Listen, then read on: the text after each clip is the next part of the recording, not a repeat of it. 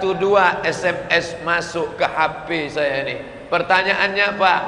Apa hukum nikah setelah hamil duluan?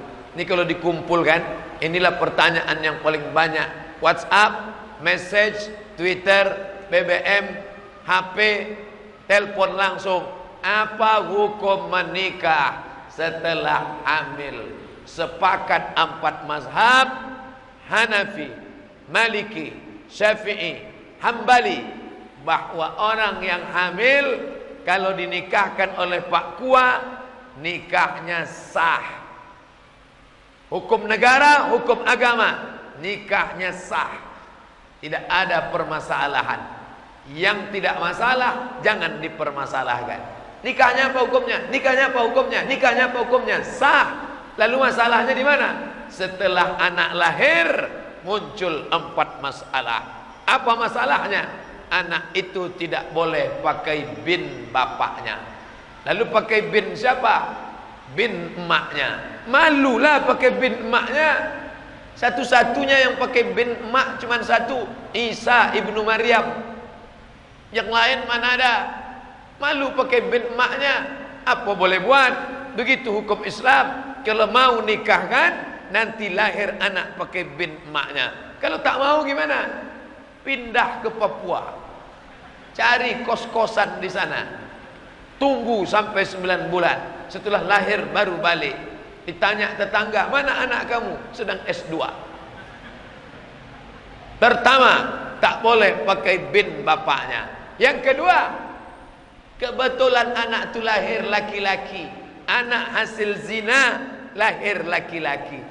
Setelah itu lahir adiknya perempuan, adiknya perempuan, adiknya perempuan, adiknya perempuan. Maka abang yang laki-laki hasil zina tadi tidak bisa menjadi wali bagi adik-adiknya. Kenapa tidak bisa jadi wali?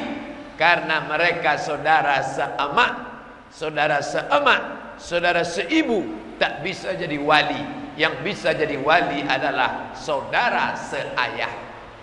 3, mati si bapak, anak tak dapat harta warisan. Kenapa?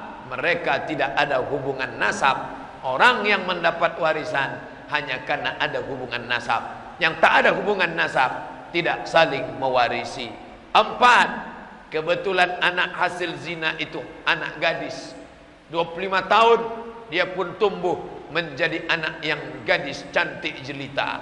Dipinang anak lajang sampai masanya mau menikah, maka si bapak tak bisa mewalikan anak itu karena itu bukan anaknya.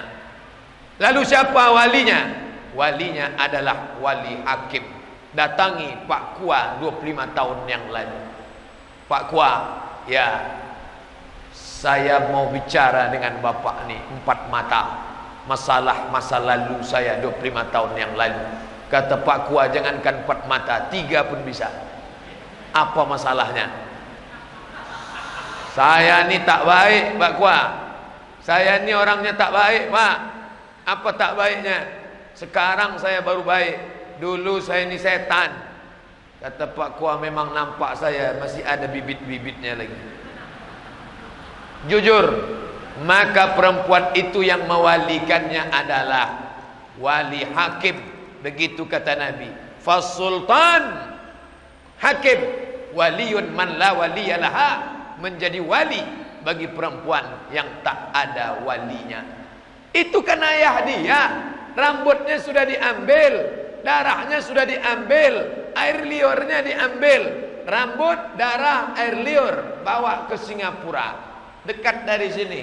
Tes DNA, tes. Setelah tes positif, ini anak Anda. Tunjukkan, ini anak saya Pak Ustadz. Siapa yang bilang itu anak kamu? Ini Lee Kuan Yew yang bilang. Tak laku mas bro. Dalam Islam DNA tak laku. Lalu yang laku itu apa? Akad.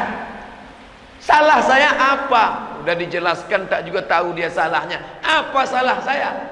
Mau tahu kamu apa salah kamu? Apa? Kamu mencoblos sebelum hari H. Itu salah kamu. Baru kamu tahu. Maka jagalah anak-anak gadis kita. Tak selamat kita dari azab Allah Subhanahu wa taala. Selangkah lagi kita mau masuk surga, setan menggoda, iblis mencari kawan, ditariknya kaki kita oleh anak gadis yang tak dididik, tak dapat tunjuk ajar. Datuk Tenas Effendi dari Kerajaan Melayu Pelalawan menulis buku Tunjuk Ajar Melayu. Apa maknanya? Tangan menunjuk, mulut mengajar. Kenapa tak pakai baju kurung? Kenapa tak berjilbab panjang? Kenapa tak balik petang? Kenapa keluar sama laki tak mahram? Sama siapa? Pulang jam berapa? Duit kemana saja dipakai? Perempuan mesti menunjuk ajar. Tangan menunjuk, mulut mengajar.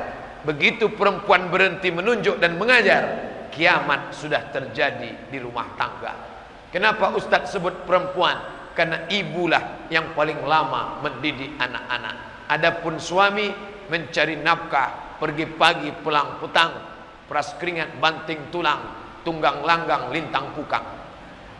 Bapak Ibu yang dimuliakan Allah Subhanahu wa taala, satu yang melakukan aneh, dua yang melakukan agak aneh, tiga yang melakukan kurang aneh, lima yang melakukan tidak aneh, enam yang melakukan biasa-biasa saja, tujuh yang melakukan tak lagi menjadi permasalahan. Allah bisa karena biasa.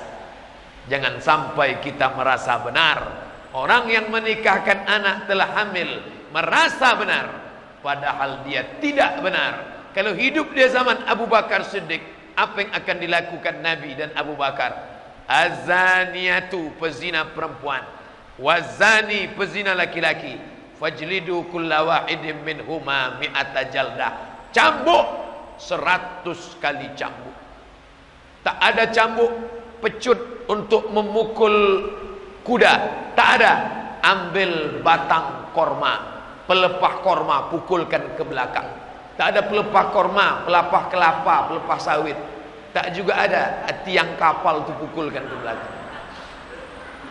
Berapa kali? Kalau belum menikah 100 kali.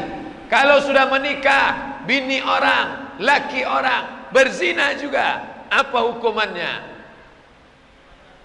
Asy-syaikhu wasy-syaikhatu, laki-laki yang sudah menikah, perempuan yang sudah punya suami tetap juga berzina. Tanam setengah badan dalam tanah, lempar batu sampai mati, tak ada ampun.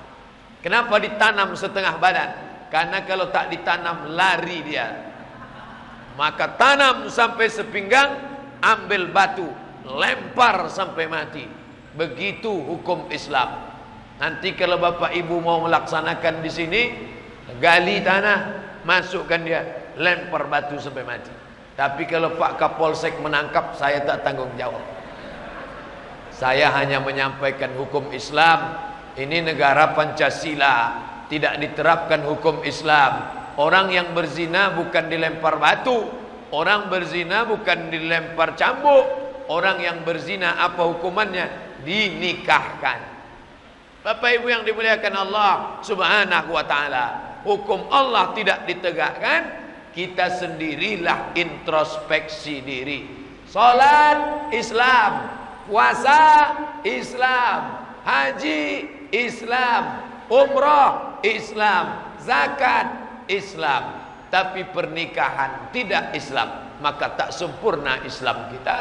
Ya ayyuhalladzina amanu, hai orang beriman, udkhulu fis silmi, masuklah kamu ke dalam Islam kafah, secara total, jangan sepotong-sepotong. Download tak bisa sepotong. Kalau gagal download Anda 95%, hangus semuanya. Selesaikan ceritanya dari A sampai Z. Allahu Akbar, salat Islam, tak makan tak minum, puasa Islam, keluarkan zakat mal Islam, ada duit pergi haji umrah Islam. 4, syahadat tiap hari, asyhadu an la ilaha illallah wa asyhadu anna muhammadar rasulullah. Kita benar di hadapan Allah, kita benar di hadapan manusia, tidak merasa benar, tapi memang kita sebenar-benar.